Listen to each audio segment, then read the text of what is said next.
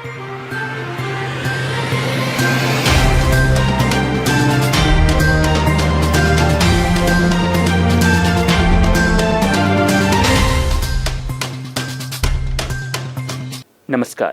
बस्तर की बात में आज मैं हूं आपके साथ शफक मीर। कोविड का खतरा अभी टला नहीं है। सार्वजनिक जगहों पर अपनी सुरक्षा का ख्याल रखें, पर्याप्त दूरी बनाए रखें, सैनिटाइजर का प्रयोग अवश्य करें और बिना मास्क लगाए घर से बाहर ना जाएं। साथ ही नियम से दोनों वैक्सीन ज़रूर लगाएं। इन नियमों का पालन करें और कोरोना से खुद को और दूसरों को रखें सुरक्षित। अब नजर डालते हैं आज की हेडलाइंस पर। बस्तर के ढोकरा आर्ट को मिली अंतर्राष्ट्रीय पहचान। डाक विभाग और हस्तशिल्प विकास बोर्ड ने किया ढोकरा आर्ट विशेष कवर का विमोचन। नहीं थम रहा नगर निगम द्वारा डस्टबिन खरीदी में भ्रष्टाचार का मामला, आरोप प्रत्यारोप का दौर जारी। मानवता को शर्मसार करती घटना, झाड़ियों में मिला नवजात शिशु। और बस्तर क्षेत्र के विकास के लिए बनेगी विशेष कार्य योजना, लक्ष्यों का निर्धारण और उनकी उपलब्धि के लिए मुख्य सचिव ने दिए निर्देश। अब खबरें विस्तार से। मुख्य डाकघर के समाकक्ष में अधीक्षक डाकघर बस्तर संभाग और हस्तशिल्प विकास बोर्ड विभाग के संयुक्त तत्वाधान में शनिवार को आयोजित सादे समारोह में अतिथियों के हाथों बस्तर के ढोकरा शिल्प GI टैग पर विशेष आवरण का विमोचन किया गया। कार्यक्रम का शुभारंभ मां दंतेश्वरी के चित्र के समक्ष दीप प्रज्वलन और माल्यार्पण के साथ हुआ। कार्यक्रम में मुख्य अतिथि के रूप में उपस्थित पोस्टमास्टर जनरल छत्तीसगढ़ परिमंडल रामचंद्र किशन जाय भाई ने कहा कि बस्तर की ढोकरा आर्ट काफी महत्वपूर्ण है। इससे बस्तर के पारंपरिक कलाकारों को रोजगार मिलता है। इसका राष्ट्रीय और अंतर्राष्ट्रीय स्तर पर प्रचार प्रसार हो, इस उद्देश्य से ये विशेष आवरण का विमोचन किया गया है। पीलापीली संग्रहणकर्ताओं के द्वारा इस विशेष आवरण का संग्रहण कर विभिन्न अवसरों पर आयोजित प्रदर्शनी में भी इसका प्रदर्शन किए जाने की बात कही गई। कार्यक्रम की अध्यक्षता करते हुए महाप्रबंधक छत्तीसगढ़ हस्तशिल्प विकास बोर्ड SL वटी ने इससे बस्तर के ढोकरा आर्ट को राष्ट्रीय अंतर्राष्ट्रीय स्तर पर पहचान दिलाने में काफ़ी मदद मिलने की बात कहते हुए हस्तशिल्प विकास बोर्ड के द्वारा कलाकारों को दिए जाने वाले विभिन्न सुविधाओं की जानकारी दी। विशेष अतिथि के रूप में उपस्थित अपर कलेक्टर अरविंद एक्का ने कहा कि बस्तर के ढोकरा आर्ट को पहचान दिलाने में ये एक महत्वपूर्ण कदम साबित होगा। इस अवसर पर उन्होंने पोस्ट ऑफिस विभाग द्वारा किए जा रहे कार्यों की सराहना करते हुए अधिकारियों और कर्मचारियों की भी प्रशंसा की। इससे पहले अधीक्षक डॉक्टर बस्तर संभाग RP वर्मा ने स्वागत भाषण दिया। कार्यक्रम का संचालन किशोर आचार्य ने किया। आज भारतीय डाक विभाग और छत्तीसगढ़ ढोकरा हस्तशिल्प के तत्वावधान में भारतीय डाक विभाग द्वारा स्पेशल कवर का विमोचन किया गया है। उसी के कार्यक्रम आज संपन्न किया गया है और ये जो है छत्तीसगढ़ हस्तशिल्प विकास का जो कला है उसका प्रचार प्रसार के लिए हम लोग हमारा भारतीय डाक विभाग इस ओर स्पेशल कवर का विमोचन कराता है। तो इसी कड़ी में ये आज का कार्यक्रम किया गया है। कार्यक्रम के दौरान डाक विभाग के अधिकारी कर्मचारीगण उपस्थित थे। बस्तर की बात जगदलपुर।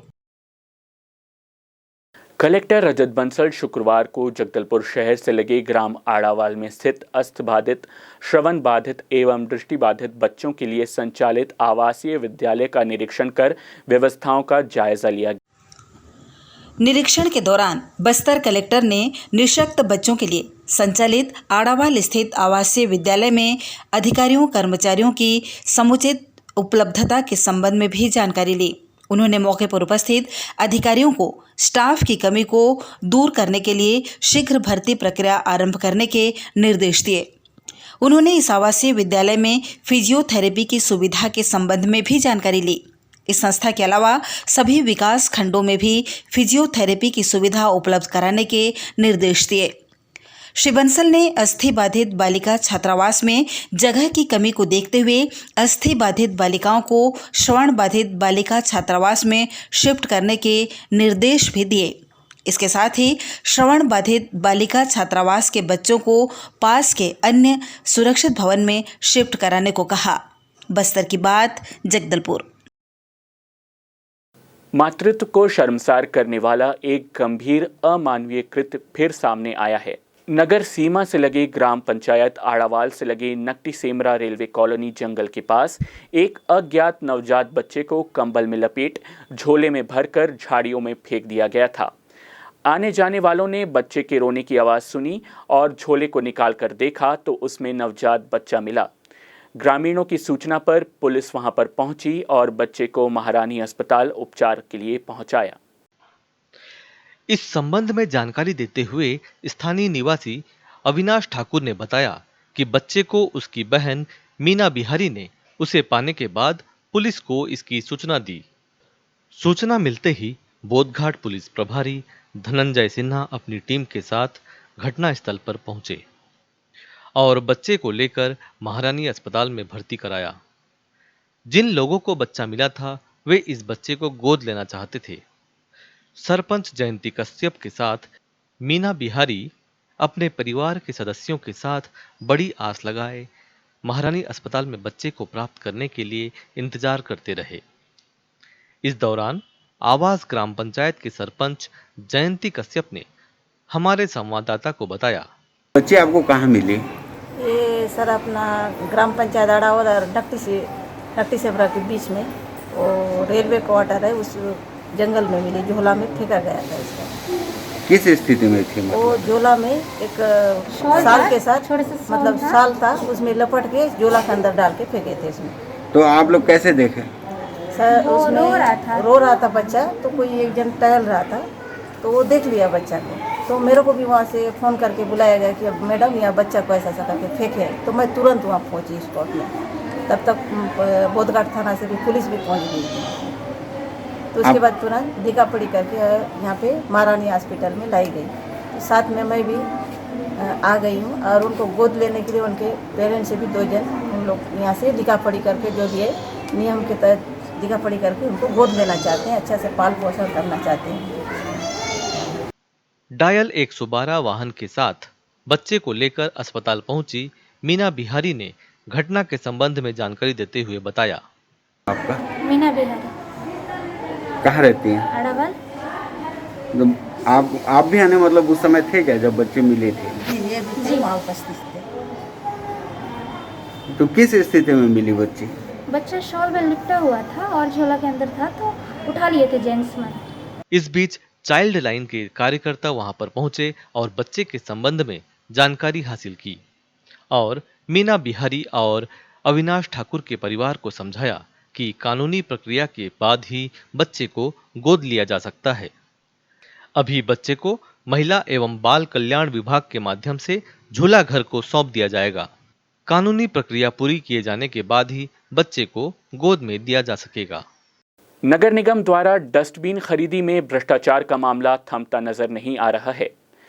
इस मामले में महापौर सफीरा साहू ने डस्टबिन सप्लाई करने वाले को नेता प्रतिपक्ष का करीबी बताते हुए कहा, इस पे अधिक जानकारी मुझे नहीं है और ये कंपनी का ब्रांडेड नीलकमल का था और उसमें जैसे गुणवत्ता की बात या भ्रष्टाचार की बात कर रहे हैं वो, तो भ्रष्टाचार तब होता यदि हमारे द्वारा पेमेंट किया गया होता या फिर उसमें हम लोगों ने डस्टबिन शहर में लगा दिया होता।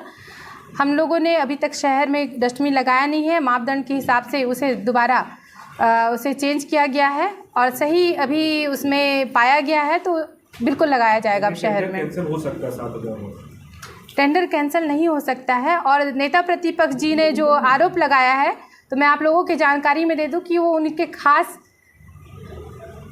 है जिन्हें वो टेंडर मिला है। हम आपको बता दें, सामान्य सभा में विपक्ष द्वारा इस मामले को प्रमुखता से उठाया गया।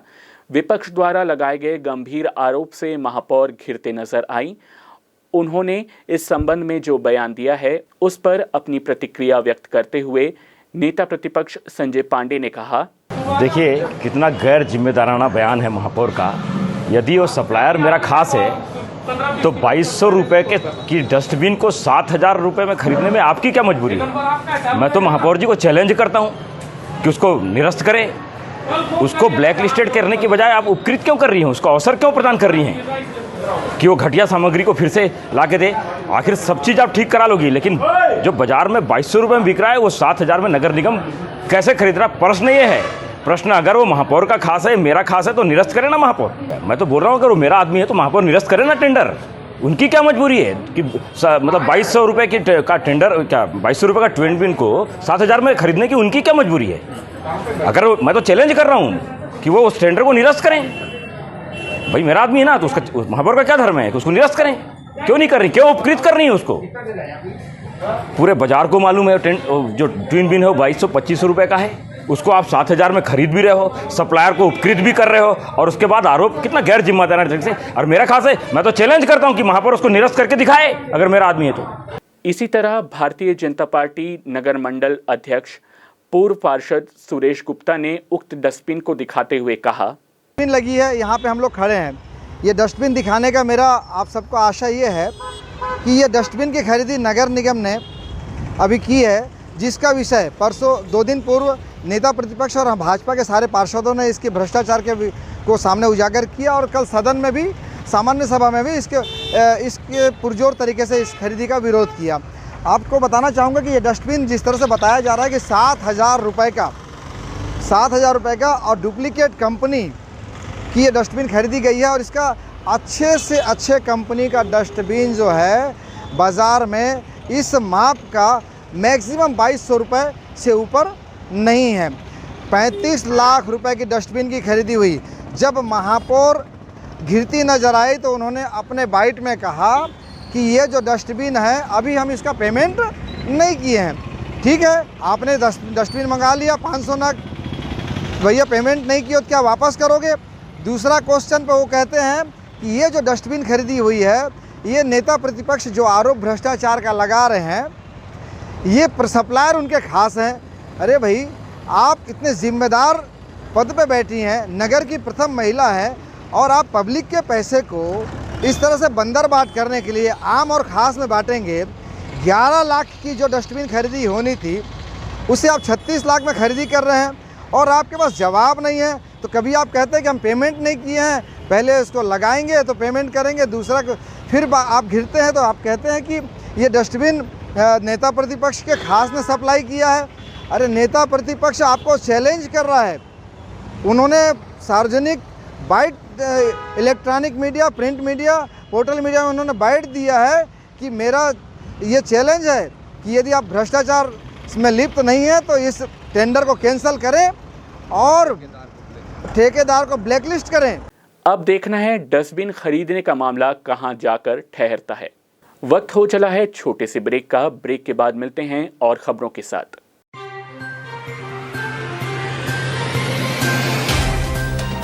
सफर जगतुगुड़ा से जगदलपुर का, नित नई करवट लेता शहर हमारा, चौक चौराहों से होता हुआ विकास की गाथाएं गढ़ता बस्तर हमारा। कई रंगों से सराबोर कितनी ही कहानियों को समेटे, कहीं विकास के सोपान तो कहीं सरकारी दावे और उनका सच।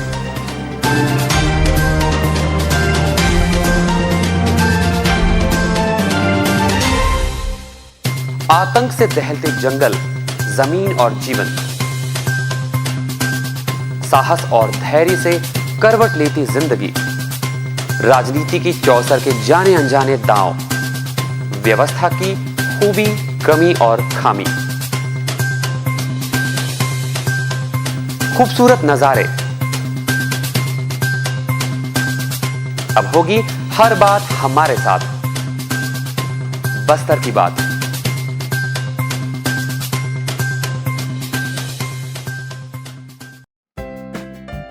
देश की जानी मानी इंटरनेट प्रोवाइडर कंपनी रेलटेल अब अपने शहर जगदलपुर में उपलब्ध। केबल टीवी और ब्रॉडबैंड पाइए एक साथ, बेहतर सर्विस, शानदार गुणवत्ता, हमेशा एक जैसी स्पीड यानी 100 Mbps।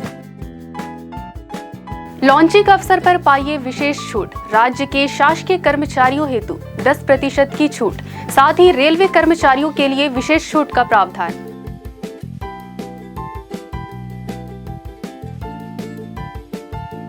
इंटरनेट कनेक्शन हेतु तत्काल अपने केबल ऑपरेटर से संपर्क करें या कॉल करें 9425262386 पर या 9617185020 पर।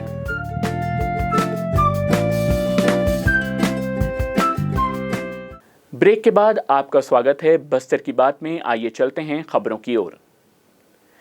जिले के सभी स्कूलों को 2 अगस्त से खोलने की तैयारी की जा रही है। स्कूल परिसर की साफ सफाई के साथ साथ सैनिटाइज भी किया जा रहा है। राज्य शासन के निर्देश पर स्कूलों, आंगनबाड़ी और आश्रमशाला एवं छात्रावासों में साफ सफाई के साथ साथ अन्य आवश्यक व्यवस्थाओं को दुरुस्त किया जा रहा है। छत्तीसगढ़ शासन के आदेश अनुसार नक्सल प्रभावित क्षेत्रों के आदिवासी विकास विभाग द्वारा संचालित आश्रम छात्रावासों को भी कक्षा 8वीं से कक्षा 12वीं तक के छात्रों के लिए 2 अगस्त से खोला जाएगा। इसके लिए पालकों से पूर्व सहमति ली जाएगी। इसी क्रम में राजीव गांधी शिक्षा मिशन के एपीसी समीर रंजन साहा ने तोकापाल ब्लॉक के संकुल सिंघनपुर, तारा गांव, छापर, भानपुरी के स्कूलों का निरीक्षण कर स्कूल खोलने की तैयारियों के संबंध में बैठक ली गई। इसी दौरान उन्होंने मोहल्ला क्लास का भी निरीक्षण किया। ये दौर 3 अगस्त तक जारी रखने की बात उन्होंने कही है। उम्मीद है स्कूलों को खोलने से बच्चों की पढ़ाई फिर से नियमित रूप से शुरू हो जाएगी। बस्तर क्षेत्र के विकास के लिए विशेष कार्य योजना बनाने के लिए लक्ष्यों का निर्धारण करने के निर्देश दिए गए। मुख्य सचिव अमिताभ जैन ने शनिवार को वीडियो कॉन्फ्रेंसिंग के माध्यम से बस्तर संभाग के संभागायुक्त, समस्त कलेक्टर, मुख्य वन संरक्षक, समस्त मुख्य कार्यपालन अधिकारी, जिला पंचायत और समस्त वन मंडलाधिकारियों से चर्चा की। मुख्य सचिव श्री जैन ने योजनाओं के क्रियान्वयन के लिए लक्ष्य आधारित कार्य योजना बनाने की बात कही है। बस्तर संभाग के ग्रामीण क्षेत्रों में देवगुड़ी और घोटुल के विकास एवं पुनर्निर्माण के संबंध में समीक्षा करते हुए श्री जैन ने कहा कि वनवासियों के आस्था से जुड़े इन स्थानों का विकास धार्मिक आयोजनों के साथ ही सामुदायिक उपयोग के लिए भी किया जा सके। इस हेतु कार्य योजना अगस्त माह तक राज्य स्तर पर प्रस्तुत करना है। कार्य योजना के निर्माण के लिए देवगुड़ी घोटुल में जन सुविधा के लिए जरूरी संसाधन जैसे पेयजल की व्यवस्था, सामुदायिक बैठकों के लिए शेड निर्माण, बाउंड्री, शौचालय आदि जरूरी तथ्यों को शामिल किया जाए। साथ ही देवगुड़ी घोटुल के लिए जमीन का चिन्हांकन गांव वालों की सहमति से किया जाए। इसी से लगकर सुपोषित बाड़ी विकसित करने की कार्य योजना को भी शामिल किया जाए। इसके लिए उन्होंने विभिन्न विभागों में स्थानीय स्तर पर उपलब्ध फंड के साथ ही बस्तर विकास प्राधिकरण और राज्य शासन द्वारा उपलब्ध कराई गई राशि का इस्तेमाल करने के निर्देश भी दिए हैं। चलते चलते आइए फिर नजर डालते हैं आज की हेडलाइंस पर।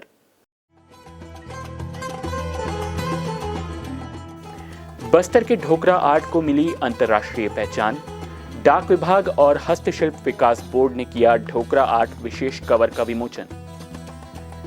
नहीं थम रहा नगर निगम द्वारा डस्टबिन खरीदी में भ्रष्टाचार का मामला, आरोप प्रत्यारोप का दौर जारी। मानवता को शर्मसार करती घटना, झाड़ियों में मिला नवजात शिशु।